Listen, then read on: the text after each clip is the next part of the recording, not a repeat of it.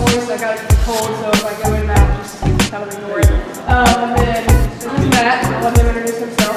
I'm Matt Haggett. I'm the Nku Rec Director most days. Glad you guys came to see us. All kinds of fun stuff to show you, and please ask questions for what you're interested in, what you see.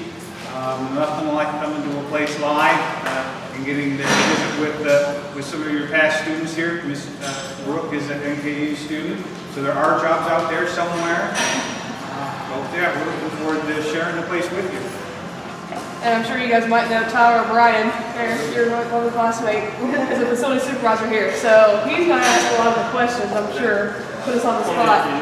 You'll learn a lot on this.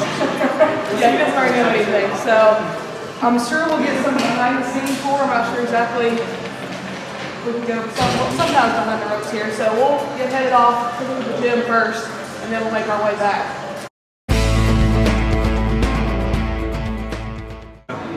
Viking ship that they have over at the BOK, but we have a lot of the different markings and things on in the facility that you'll see, and hope students are reminded of the school colors and branding here for their new facility. $45 million for this place, all paid for by student fees.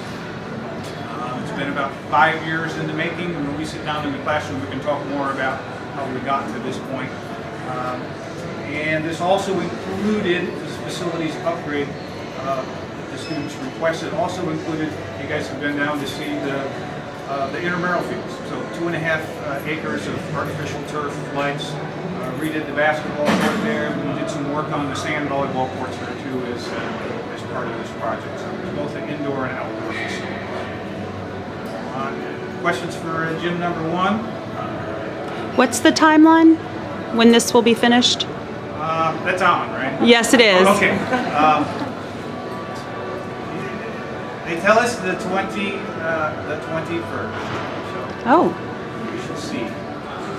It's really the finished coats of the paint that we lack.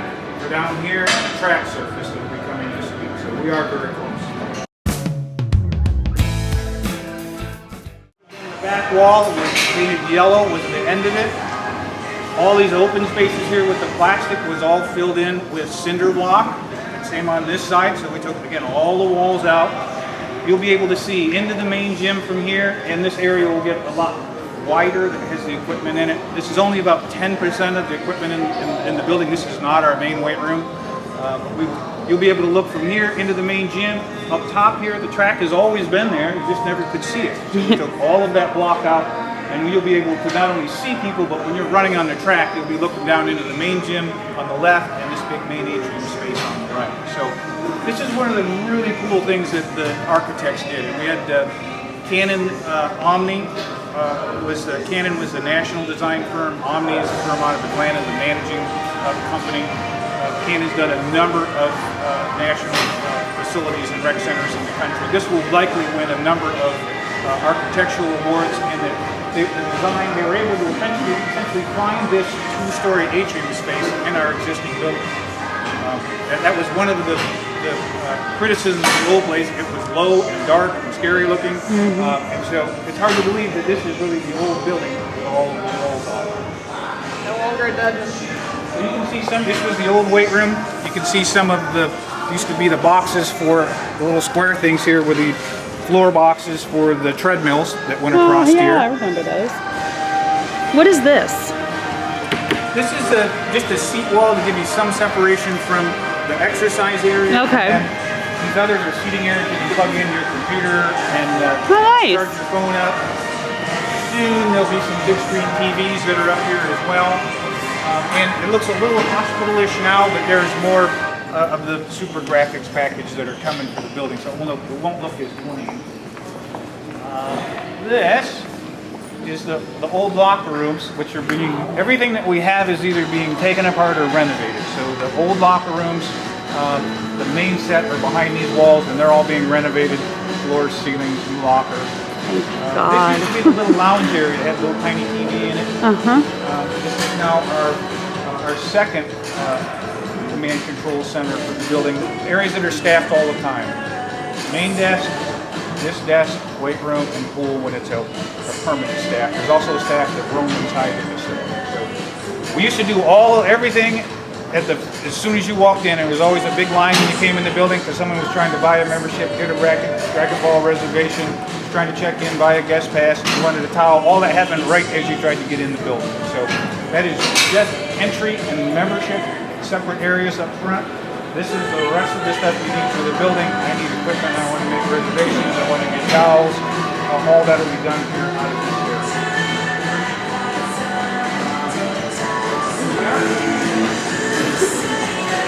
Wow. Do we need hard hats or anything? Where is this, the locker room? This is taking us to the hallway back court. to our old pool. Oh my gosh. Remember how bad it smelled in that Yeah. locker room? It was awful. Doesn't smell too great now, but No, it smells actually. This is all that remains of our old pool. That's the tile from the pool deck. All right, so we're gonna walk out here. If you always wanted to walk on water, here you go. We're out here in the pool. Please be careful This, where you're walking here.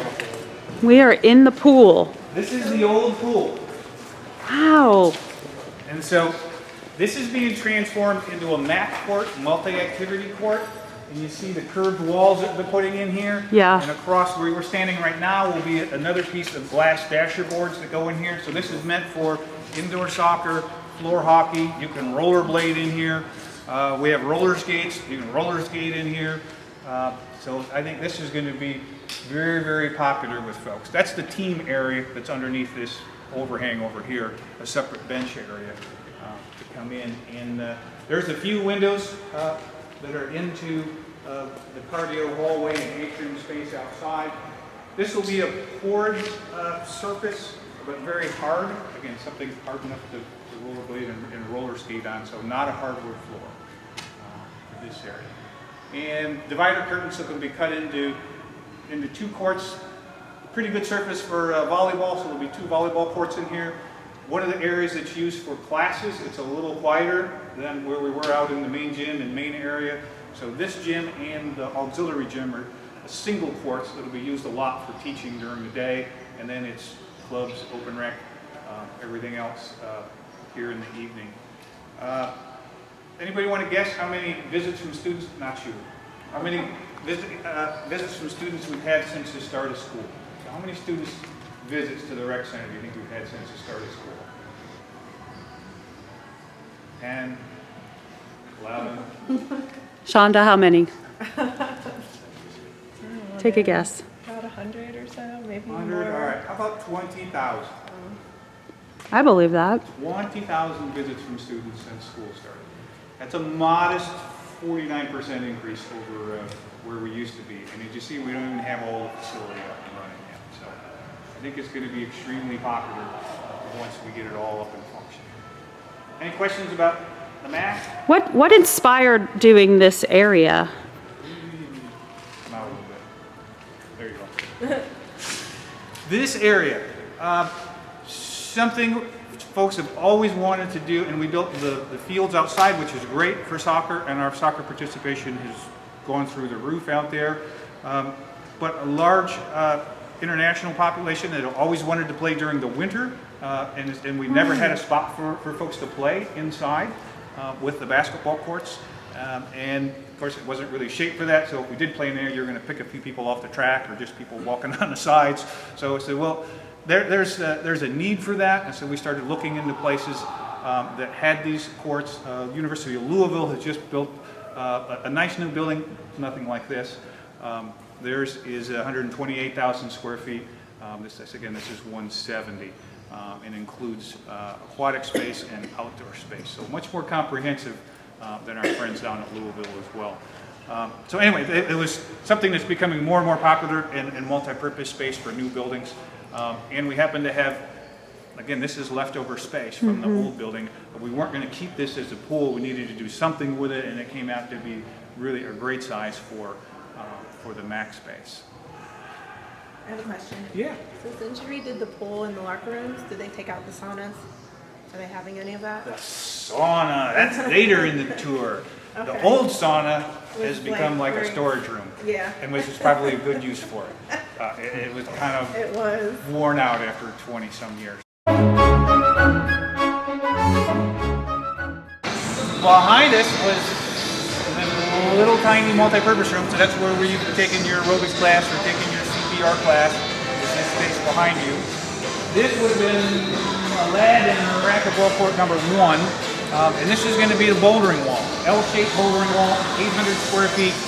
So down this wall, you turn left. They will build it in place. Eldorado Walls out of California will be here the 14th of September to start that. It will be finished by the first week in October. So where you can see the green part there is just a large cutout glass window, or like you see here for racquetball. So when you're here in the lobby again, you'll be able to see into all these different spaces. So bouldering wall will be here all breakish. And then the space for different, and you know, sports have life cycles too. Racquetball kind of died in the early 80s, but you'd be surprised how many people play on these sports now. Don't have enough classes. At one time there were 6 racquetball courts. The building opened in 1980 originally. We're down to these 2 that people are using for recreation. There's still a few folks out there. It'll make a comeback. Yeah, it just might. Hey, Tyler, bouldering wall, is that a rock wall? No, it's different from a rock wall. A rock wall is something you would have a harness with and climb straight up. A bouldering wall, like you said, it'll be an L shape.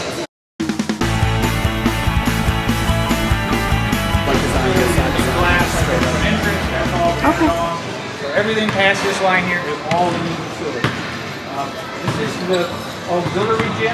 So it's the only high school regulation court in the building. It is, right now, the only court we have in the building. Area for seating could be used for intramural championships, club championships.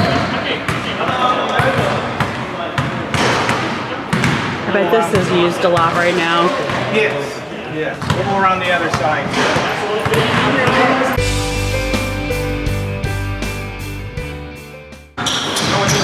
Alright, so what are we doing here this summer?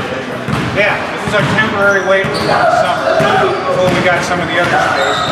Now, multi-purpose room, functional training area, a lot of equipment.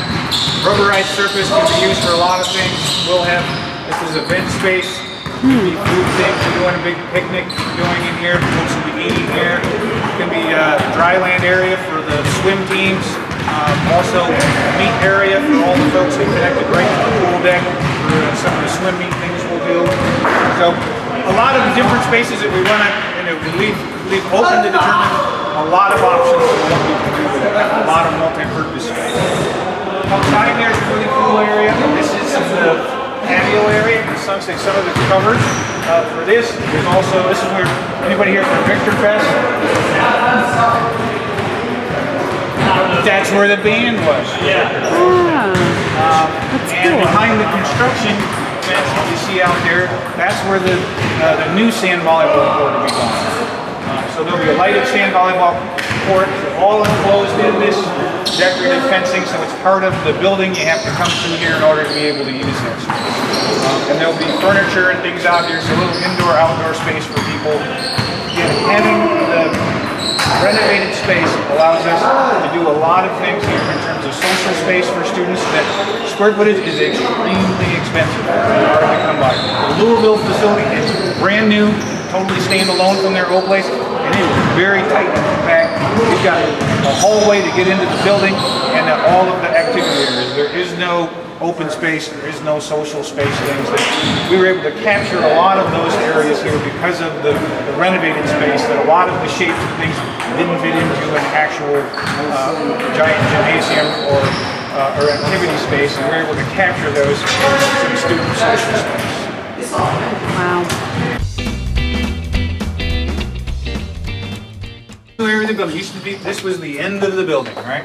So here's some more of those views into that space. We were down at the far end last time here. When this is opened up, you'll be able to see all the way through the building and see Griffin Hall. When we get upstairs, you'll see what the views are. You can see downtown skyline and things from here. In this hallway are the pool locker rooms. They're the only ones in this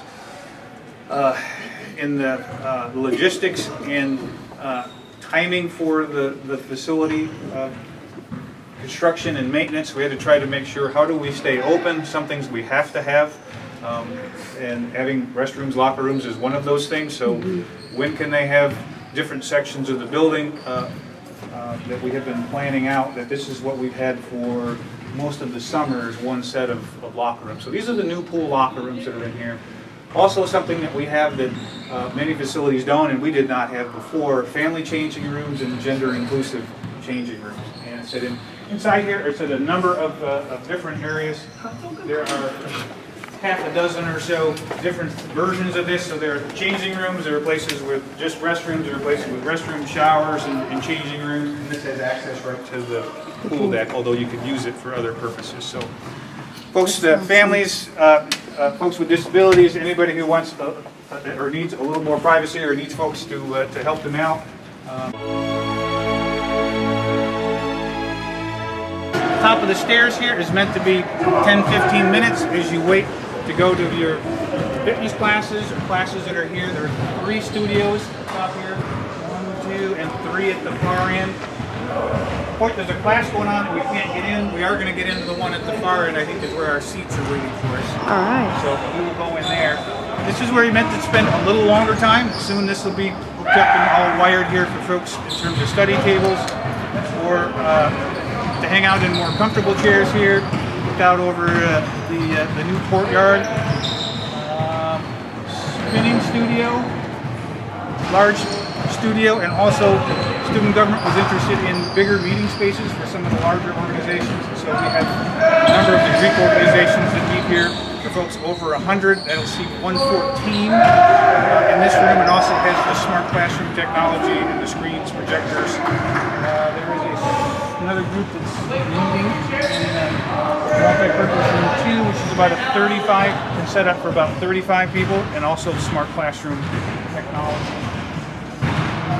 When we get actual office spaces, straight ahead will be personal training areas. There's offices and assessment. And now we'll go this way to show you where we'll more social space, and you'll see probably one of the premier auditoriums in the country. Let's check this out.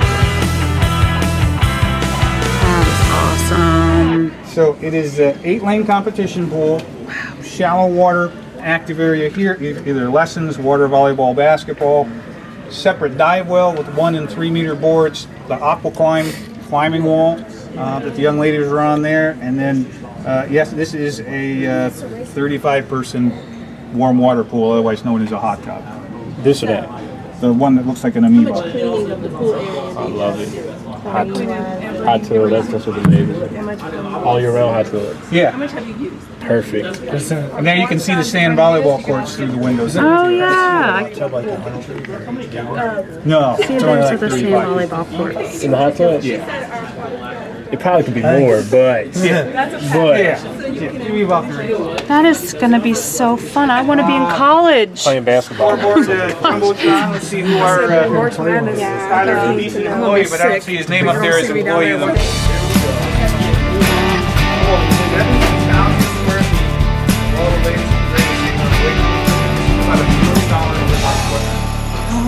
On this level. $1 million worth of equipment right here. Right here at NKU. We'll walk down to the end. You can see the views into downtown. We'll go all the way around the weight room. Okay.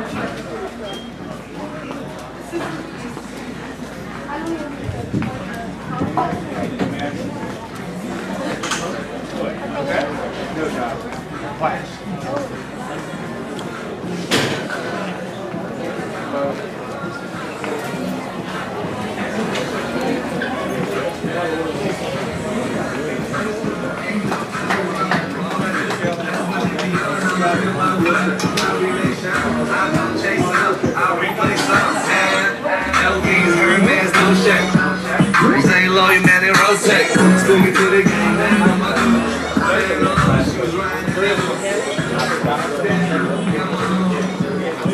This keeps going.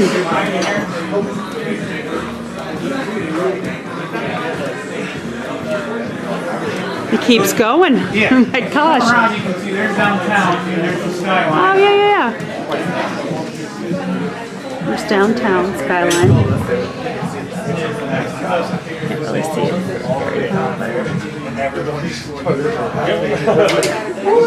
We've seen 3-4 floors of University of Miami, Florida State, Florida. I mean, those schools have been around a lot longer than us too. Yeah. So it's kind of like we're down to like 1950. You know what I mean? You're going to be taking down this plastic, and it'll be much more obvious where you are in the building.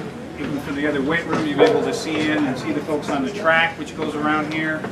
And 17,000 square feet of weight room space and a lot of variety. That's one of the things a lot of people say, well, I like a busy space, I like a not busy space, I like a quiet space, I want someplace just for cardio equipment. That we've got a lot of different options for people to work out here. And I think this is the main weight room space here, this L-shaped space. So when you saw the space downstairs, a lot of people don't come up or haven't seen through the plastic to know that that's not even the real weight room. The rest of the weight room is up here.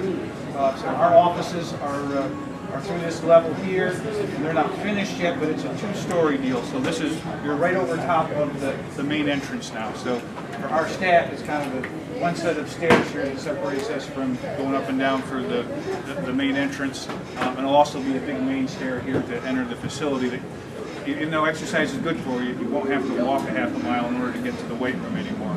Huh. That's nice. The cardio equipment, 100-some pieces of the latest and greatest cardio equipment soon when we get the internet and things working in here.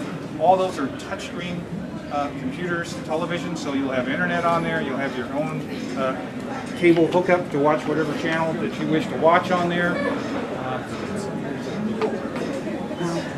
Thoughts or questions about the weight room? What percentage of the money went into just this weight room? Of the $4 million in FF&E furniture and fixed equipment, this is $1 million of it. So this is a quarter of it, and all the rest, that's furniture, computers, exercise, other exercise equipment throughout the building, TVs, whatever. But this is the biggest chunk of it. $1 million for this space, and also one of the most popular spots. Okay, we'll go back to the studio and we can visit some more about what you've seen or other stuff.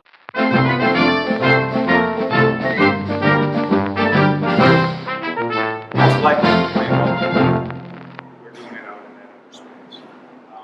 There will be open recreation time that is set up. There'll be some things that we're using for our intramurals and classes, but there'll be open rec time that's scheduled just like open rec basketball. So folks will sit on the side and wait for their game or whatever for soccer. There'll be a lot of open time. And that's something that the students mentioned too. Before, a lot of times we had classes going on or intramurals going on.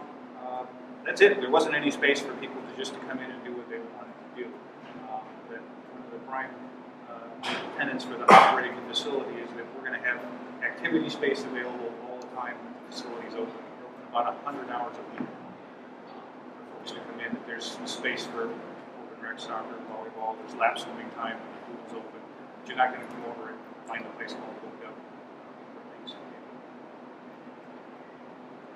We also work here, like Mr. Tyler O'Brien, we're the largest employer of students on campus. I was going to ask that question. Yeah. When you had, from the start, so you had your employees, did you have to let anyone go? And have you had to do like more hiring since? We went from full-time staff is fairly similar in size. We had 7 or so, and we were at 10, so we added a couple positions. The student staff went from about 90 employees to we're about 170 now. I think we're the largest employers on campus. We put about $500,000 back into students' pockets every year through tuition and wages. What about membership? So is there now an increased effort to get members from the community to belong here, or? Revenue generation. Yes. Way back when, my actual degrees are in economics as an undergrad at the University of Michigan, and a master's degree in sports management from the Ohio State University. That's a whole separate story later on. but and I always thought, why am I ever going to use my economics degree? My parents wondered that too. After I had an economics degree, why would I start doing something else? It was one of those things where some new facilities and things were being built when I was a student, and I worked in the recreation department. I said, well, people can do this for a living. I said, how great would this be? But I always wondered if that was going to be business or economics was going to be useful. And I can tell you, with anything in higher education, in terms of the funding and operating, is with reductions in state funds, increase in tuition costs, and everything now has some revenue or dollars component to it. So yes, we are charged with generating $286,147 to be exact, is our total for this year. That goes up in the coming years. Students have already paid for the facility, so as part of their tuition and membership. Right now, we're taking some limited community memberships, and we've had that in the past. The corporate folks at where are folks up the street here, Griffin Industries, and some of those folks who have been right here at campus were with us in the past. So we hope some more of those folks will join with us. Faculty, staff, and their families should pay at this time, and alumni have always been with us. We'll need to do some more of that, but it is not. This is still first and foremost the students. That's interesting. When I was at UC, their rec center as a faculty member, we had to pay. So I wonder if that's coming. If that's coming our way soon. I don't know what the future brings at this point. It isn't for the individual staff person, their families and things pay at this time. It's not for faculty. So you say families. What do you have for those families that have smaller children? Is there anything? And I think having some of the amenities and things for the pool, which are the shallow water areas, the family changing areas, and activities and things in the building, certainly the bouldering wall and things area, things that you can't do everywhere. In addition to you can play table tennis and badminton things, that we would have more of those things out on the weekends for folks. So it's more than just sports things. And soon, but soon, like swim lesson programs and some instructional things. Will there be concessions? You know, we walk by it, and I meant to point that out. That we don't have concessions, but we do have upscale vending. Yeah. Oh. And where else are you going to get it? Did you look in here today? There's just did hummus that. in there. You can get hummus here. You can get little veggie things. You could buy some little thing of peaches. Sandwiches. Yeah, you got like beef jerky. Yeah. So upscale vending is what we have. The food thing came up in the design process, and it is a couple of things. The real estate and things for that is very, very expensive in the equipment and in the staffing. My experience in previous places at University of Virginia and University of Georgia were not money makers. That most people end up just getting drinks and things that you could have gotten from a machine. And for our situation, we're 20 feet away from where all the food stuff is here on campus, and they've told us, I don't know if this is true, they told us that they'll be expanding some of that food court hours into the evenings now too. So that's why we ended up not a separate cafe or whatever here. That's a very difficult venture to make money on. I know you have some questions about the pool. So Yes. this is our pool The guy. pool. The pool. Like how much? Okay, so I was asking her about cleaning and all that. So you clean it every night. Approximately how many gallons of like chlorine or whatever do you use for that? We're still learning that because chemicals have been on a roller coaster lately. Yeah. Just especially one of the first few nights in here, I don't know if anyone was in here about a week or two ago. We had about 100 guys from Pike fraternity in here. So all of a sudden, a pool that had no load in it whatsoever, chlorine just had nothing to do with keep its own water clean. Yeah. Had 100 people's worth or more in 2 hours, just right in there. So that was our first big test and stress of the system, and actually the system was stressed, and especially in the whirlpool area, the it was running so long to catch up that overnight it ended up shutting down on us. So it's a lesson learned on that we do need to keep feeding the chemicals in. As far as the whirlpool, I'd say there's about a gallon buckets. Put in probably about one of those a day, gallon of chlorine. For the main pool area, it's a much bigger thing, so we're not filling it as often, but it's going to take significantly more. But it's maintaining, the system's meant to maintain itself. It does help us that we have a UV filter on it. Okay. So magic ray gun shoots through the water, all the water goes through, Yeah. it's basically just part of the pipe, but Yeah. it's a UV ray that shoots through there, and it doesn't affect the level of chemicals in there, but it helps to clean and react with everything that's in it, so ideally that helps reduce our use of chlorine and chemicals, just from a grid standpoint. I used to work at a pool Okay, with Olympic sized pools and smaller pools, so Very that was one of those big, it wasn't as, high tech, but For sure, yeah. that was, Huge difference between indoor and outdoor. This is an outdoor pool. We'll be going through like 500 gallons. yeah, ours was outdoor. Yeah. Oh, yes, yeah. It had a dome, it used to have a dome, and then they took it off. You Tanker truck to show up. Yeah. But this is, could be 15 or 20 gallons. It is really much different than outside. If it really, really cool, be drained. Does it ever be drained? The pool itself, very rarely, if at all. It's meant to just be continuous cleaning. We can put that robot vacuum in there that vacuums at night. We also do have it's basically kind of a giant sweeper brush that actually sucks up water and puts it through an additional filter that feeds right back in, right on deck, that we'll be using to help keep the main pool area clean.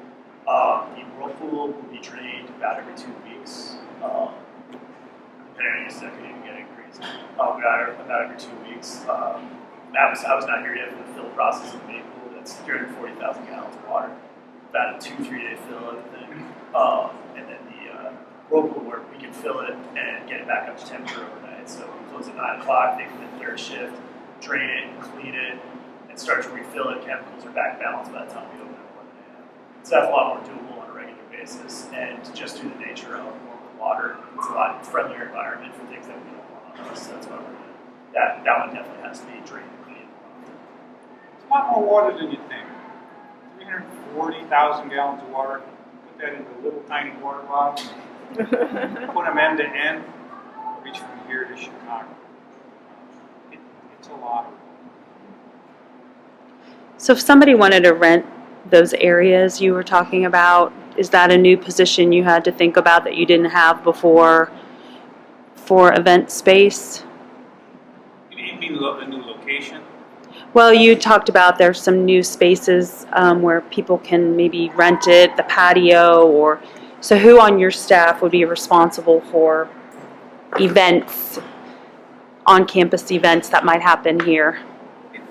It's kind of a mixture that we have the new marketing and membership positions who they're out talking to folks and talking to groups, or even our current on-campus programming folks are talking to student organizations about you should come to our place. So that's kind of how we're getting the word out for those types of things. When it comes to the rubber meets the road on those days and sorting out how do we fit that in with what we already have, that's that and look for the facility schedule and then meeting the groups and being here, that it's a multi-step process. So if you use the space, do you have to use Chartwells? They want to bring in. There is an exemption form. You can try. What did you say? Chartwells. Ask about Chartwells. Yeah. But yes, since we're an on-campus center, that's part of the deal as far as food goes. So we have at least one student athlete and one who works for the basketball team. So how your relationship with athletics? How's that going to work if they want to use the areas? Is that something you welcome, or? And with athletics in the past here, that we've always worked together. Actually, we worked more closely together when we had fewer things for both of us. That used to be just Regents Hall. When I got here 7-8 years ago, there was no big Kentucky Center. There was no soccer stadium. What little grass fields and what little gyms we had that we used and shared together. As we built more things, most of our operations and daily things are taken care of in our facilities that are managed by each of those groups. We still have, there's issues for scheduling whatever they come up for the be okay. We may have the varsity team here. We may have some things from volleyball. There's events in the regions, but on a daily basis, they would be in their facilities that are operated by them. Said if there are issues that come up over here. Summer camp things a little different as we run out space to other folks. But, and same thing with us. When we were going through this, they were great partners for us here during the construction process. And we had intramurals up in Regents Hall on a number of nights up there. We had our club sports folks up there. That we always have done whatever we can for folks. But on a daily basis, most of the schedules and things are separate. It's more of a special event thing for inside. Do we have a swim team here? We do not have a I swim wonder if we will now. Well, we are in a conference that has some Yeah. swim team. Before we were in a conference that didn't have a swim team. I think kind of hard to come by with the 100-some scholarships you need for that. There's probably other sports that will come along before one takes 100 scholarships. So this would be a question for all of you. Majority of us, I'm not sure if all of us are sports business majors, and a lot of us have seen like a professional side. If we were interested in professionally going after a campus recreation job, what kind of tips or maybe describe the path that you guys took?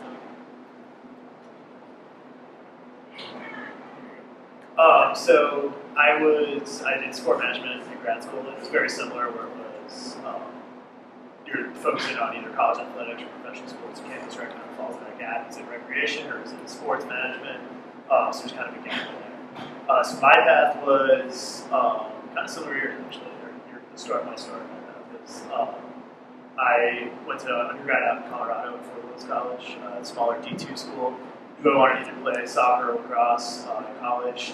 Their soccer team won national championships for NCAA my freshman year, so there's definitely no way I was making that team. But I ended up playing club lacrosse and got involved with that. Ended up being the president of that team for my sophomore year on. So that was really my first involvement with campus recreation, was a club sport end of it. And then started refereeing intramurals, because the same person who oversaw sport clubs oversaw intramurals as well. So started refereeing. Just through being in the rec center a lot, I started talking to the director right before my senior year, and was talking to him about what I wanted to do. I was thinking about going to grad school. I was an exercise science undergrad. I was really interested in biomechanics and that kind of thing, but I didn't really want to be a lab rat, so I didn't know what I wanted to do. He's like, well, how about campus rec? And I had no idea you could go into campus rec as a career, even though I was talking to the person that's in that spot, as if you didn't know that existed. So it was, all of a sudden, that was the kind of light bulb. I was like, oh, maybe I can. They actually called me the next day and said, if you get a lifeguard certification, we need an intern this summer. You can kind of see what campus rec is all about. I need to get lifeguard certified. And now, even a long time later, I'm still dealing with aquatics. That was my start in aquatics, was getting lifeguard certification. So then after that, very much master's degree is pretty much required for most positions in campus rec. So going to grad school is your next step, so 2 more years of bonus college. And you really, it's almost like an internship or intro level is getting a grad assistantship. Don't pay for grad school if you don't have to, first of all, so that helps. But then it's also at least 20 hours a week of direct career experience working in a campus recreation department, ideally. You work 40, they pay you for 20. So yeah, they pay you for 20. They do cover your tuition usually. Fees are on you, books are on you. But that's when I moved to Illinois the first time, was Western Illinois University. I went to grad school there, that's why I studied sport management. And that was a lot more focused. Academic work was it was on management and all that, applied to sports, but very much looking at, okay, here's what pro sports teams do. Here's what college athletics are doing, because a lot of our grad assistants or fellow grad students were grad assistants in the athletics department. So there's a lot of focus on that. So campus rec, at the end of the day, the teacher would be like, oh yeah, then what do you guys do over there? And that was about as much as we educational-wise covered. And that's when that 40 hours a week really comes in. You're living in the rec center, picking up as much experience as possible. My big opinion, and I just kind of like doing everything too, but really wanted to get as much experience as possible. So I started going to aquatics and services just to keep my lifeguard certification up. I was focused on facilities and sport clubs at the time. And then when I left, I wanted to get some outdoors experience. That's when I actually went to Slippery Rock University in Pennsylvania and got an internship working with sport clubs as well as outdoors. So stayed with a little bit of what I do with sport clubs, but then really picked up the outdoors end, lead camping trips, rock climbing trips, managing the climbing wall and bouldering wall, which was then when I was trying to convince Matt to hire me. It was a big selling point because we had bouldering wall coming in here. I was like, I've done that. So it ends up as just different experiences really helped me sell myself a lot. And then it's a pretty tough job market still in higher ed. So it actually ended up taking another internship at the same school for the next year. The first internship was unpaid, for just to finish up my graduate work. And then the second internship was a full year of getting paid about $8 an hour with a master's degree, which was really humbling. But wanted to stay in the field, so that's kind of what it took. And then after that, I started at Western Illinois University as an entry level. I actually got the opportunity to take what I learned at Slippery Rock, the outdoors, and then take it back to Western Illinois University and start the outdoor program there, which was a really cool experience. And just convincing people who grew up around cornfields that you can go camping out there and not die. And so it was kind of definitely an interesting demographic. It's half people from downtown Chicago and half country people from rural Illinois. So taking them in the woods was definitely an interesting aspect of it. And then that's when I really got to develop a lot more of aquatics as well. So some trying to over there, which definitely what's going to help me out and just stay with aquatics and all the certifications associated with it really helped me out as well. It's just gaining instructor certification for CPR, first aid, lifeguarding, my wilderness first responder, which is first aid and everything except in the woods, supervising, and packaging and sustaining. So certifications and the educational path is pretty much my route.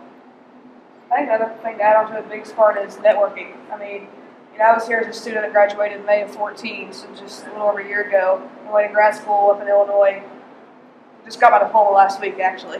And then here I am. I guess Matt really did like me when I was a student worker here, so maybe. But I did what Tyler did. He was a facility supervisor here, a student supervisor. So, and then my boss then actually knew the person up where I did my grad school and got a GA spot. If it wasn't for that, I wouldn't got my master's, so I wasn't about to pay $40,000. So, yeah, if you can get paid for, why not? So I think networking, hey, if you want to go in a career field, whether it's Campus Rec, whether it's, elsewhere, Reds or wherever it might be, getting involved, getting plugged in, and knowing people in that field is probably the best thing you can do as far as, developing yourself professionally and everything. I mean, the who you know goes a long way. And along with your degree as well, of course. I don't know, how many NFL teams are there now? 32. Okay. Any idea how many colleges and universities are out there? More than 32. More than 32. A lot more. About 4,000. So, I know. I don't know. In those programs, for me, it was somewhat of a, what do you have a passion for? Yes, if you could ever get the general manager of the Reds job, Walt Jockey makes a lot more than we do. But those jobs are pretty few and far between. Very, very difficult to come by. That if you have, I would say, you got to do what you have a real passion for. If it's campus rec things, and it's we're really we're in the people development business, the student development business. It's a lot of one-on-one interaction. It's a lot of working with group folks. It's different than the pro sports model and things in that respect. So they're developing a product and things that's really about developing individuals, and that takes time. It's a huge time investment in order to get started. It starts with that, the 40 hours a week that they're working and they're paying you 20 in order to get the experiences. I think Pat brought up some tremendous ideas there and some tips for you about getting as many different things to differentiate yourself from everyone else. And the standard is now to get hired in the field is you're at a master's degree and 2 years of varied experience as a graduate assistant. So that's to get you on par with all the other people who graduated with that. So how do you separate yourself? I had some of the wider varieties, some more usual things. I did facilities, but I did outdoor. I did aquatics. I did some of these things, the fitness degrees and things, and certification. How do you stand out from that crowd? Our last coordinator position was in the 70s, 76, 78 or so. We've been over 120 at times for applicants, and really all pretty similar for folks who apply for this. It is still difficult. Got to have that degree and experience. People, universities, it's important, but they also overvalue that part where you probably could go on to public recreation or some other things with an undergraduate degree, that you can't do that in higher education. I'm going to put you on the spot for just a second. So, what was it that you saw in Brooke that enjoy this. she worked here, went off, got her master's degree, but there was probably some things that what was it that you saw in her that you thought, I need to bring this girl back, or what can they be doing now to do those same similar type things?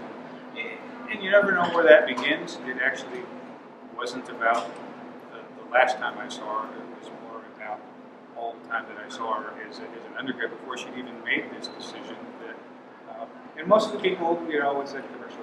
They're going pro in something else or whatever, the NCAA commercial or whatever. Our 170 employees, one or two of that 170 are interested in what we do.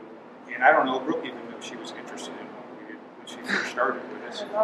So what is it that you do? What kind of job do you do all day, every day when you come into life? And so she was already doing some great things and stood out and was interested in a lot of different areas. And so when she came and said, I think I have some interest in this, what could we do?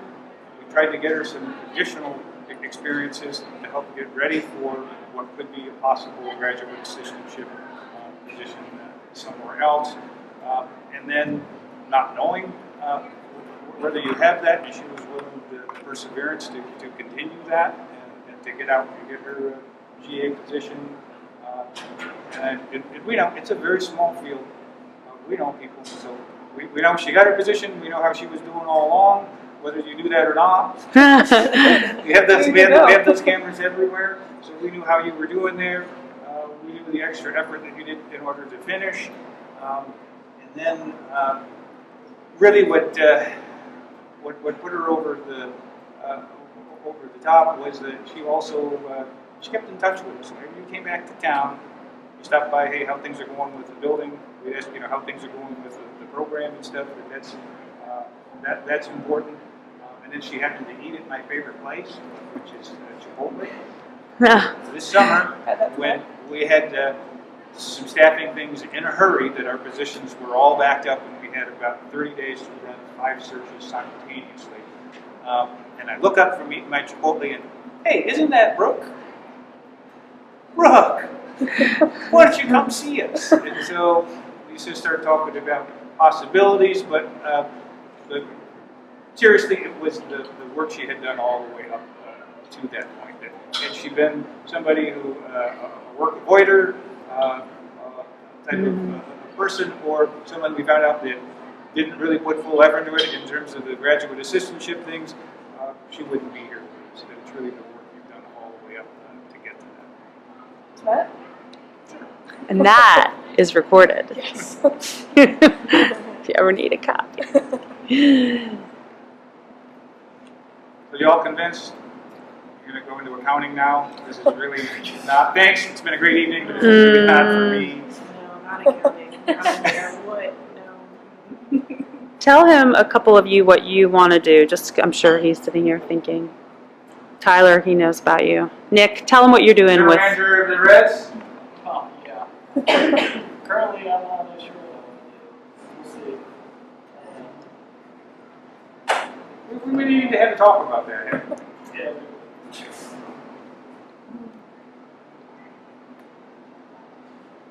Jordan, what do you You want guys to got to be doing something. Yeah, tell him what you're doing. Don't be shy. Not again. Don't be shy. Question. Jordan, tell him about your resume so far. About my resume. Yeah. Where have you worked? I'm interning with the Reds now. I intern with the Mudi's agency. I'm also interning with Anthem now. And then what else have I done? Champions Baseball, the Western and Southern Tennis Open with Jenny. Yep. She's done a So lot. you get me in next year? Yeah, of course. Wait, get you into where? Western. Western and Southern. Yeah, Shonda was there with us. That's the main lady right there. She's the main one. Yeah, I'm She's kind the of. I was go-to. She's the wishing I was important one. watching Venus and Serena right now. Right now, I know. Yes. I thought about that. They're in the quarterfinals. I was like, why couldn't it be I better? know, I know. And then Nick works at FC Cincinnati, the new soccer club that just started. Where do they play at? They're gonna play a different stadium. Okay. And Christina is at Pro Camps. No, I keep saying that. NKU Athletics. Connor just finished up at is finishing up his internship at the Reds. Will most likely be interning at Thomas More. Lance has been working with the Reds. Everyone's. Lance? Who am I forgetting? He's really good with computers. That's what I remember about you. Yes. Builds computers right here.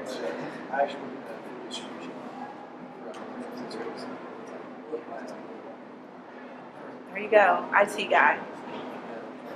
Whenever you need one. Well, thanks. Good thing to know. Yes, IT guy right there. Anything else you'd like to add before we? As far as getting your foot in the door, Yeah. Brooke, I don't know if you went to NERSA to apply for I did not. So my big course, NERSA, which is the National Intramural Recreation Sports Association, it's kind of the big That's- professional organization for campus recreation. And that's how I actually had not applied to grad school even until April of my senior year of college, and went there and basically was just slinging out resumes. And it's always for an undergrad, it's almost like a job fair as well. I mean, you can learn stuff, there's education sessions, but very much grad assistantship interviews take place there. So this year it's in Orlando, so we're working your tan down there too. If you're considering it, it's definitely, but yeah. So it's absolutely, it's a great conference. I still love going. Even though it's professional now, it's more networking, seeing old friends from different schools and different jobs I've had. But as an undergrad, it's absolutely a career fair opportunity. I barely made it to any sessions. I was trying to interview with so many schools, and that's how I got the opportunity. Was actually a guy who was also an undergrad with me. Wanted to go to Western Illinois University info session. I was like, I don't want to go to school in Illinois. I'm not going there. He dragged me in there, and that's what I ended up getting accepted to. So, or getting a job offer at. So it kind of just sees the opportunities, and that was absolutely a great opportunity for me. It was networking wise as well as just professional development and career options. I was just gonna say, I mean, obviously I've been with you for the last 4 years. For you, what's been probably the toughest thing during this whole process, and probably the most rewarding for just the entire process? And in terms of the process, and this is very, very unique to be involved in. It's a once-in-a-lifetime opportunity that I've had 3 times now, but it's at once the most exhilarating and the most exhausting thing to be involved in. The thing is, and I've told the folks here that in 2 or 3 years, if you live, that you'll have experiences with it that come with a new facility, and not just the construction stuff, but it's really about taking your programs, your operations, your everything that we've been ramping up for 3 years now to be. The goal is state-of-the-art programs and state-of-the-art facilities. By the time we got here, we wanted to make it look like we belonged, and our programs and things belong in this type of state-of-the-art facility. And I also knew from the other projects that we were going to be so busy with the physical environment that comes at you in the construction part that you're not going to have time to work on all the rest. We need to be gearing up for long plans. So I think to finally to see all that and to be involved in the program again of all of our folks coming together with their different skills and experiences and building a new team. Individuals that utilize our programs have higher GPAs, have higher retention rates, and higher graduation rates than folks who do not participate with us. We'll see what happens in the future. That's what it was leading up to this new facility in this last year. We have, in terms of diversity and inclusiveness, we have students, underrepresented students utilize our programs at higher rates than the majority students here on campus. When it comes to our recruitment and things for the university. If orientation is any indication, we couldn't keep the parents out. They had to climb over the bulldozers this summer. How fun. And students to come here. But I think Awesome. this is going to be a huge draw in terms of recruitment. It's great that the university has an English department. A lot of universities have English departments. What you remember on your drive back home is not a classroom. It may be the professor, and that's extremely important, but it's going to be what else can I do on campus, the campus in terms of social life, campus life, or outside of the classroom. Will this be, we've always had high participation from residence hall students, and we're about 1,800. The last time we did this, about 1,800 students on campus. We had over 7,000 students enrolled in our programs last year. So yes, we have a high percentage of on-campus students, but a majority of the folks that are here are commuter students that are involved in our program. So we shall see. Stories yet to be written on what we do in the future. A glimpse of this. I already told you about 20,000 visits from students since classes started. That's up about 49% over last year. So we'll see where the story takes us from here. But so far, we have a lot of interest from students. So when we come in here from a month from now, we're going to see more graphics and more color and the track, the gym, bouldering wall. Yeah, you'll see a lot more. Really, No more wooden doors with padlocks on them. The back gym, the multi-purpose court. a lot left. Oh, we really didn't walk in the are the locker rooms open? How do the lockers work? Because I remember what they were in the past, but is it a new system for students or At the moment, we're only doing days only? The full locker room. You can still come in with your all card, check out the lock, return it when you leave. But we're basically using that system right now with the locker just to make it convenient. So Okay. faculty, staff, people that had lockers before that, get their own locks back for their new lockers. Most of the time they do everything to the locker. Okay. The carpet that was in there for the last 30 years, that's gone now. So if that was why people were coming back, they're going to be sad that we did take that out.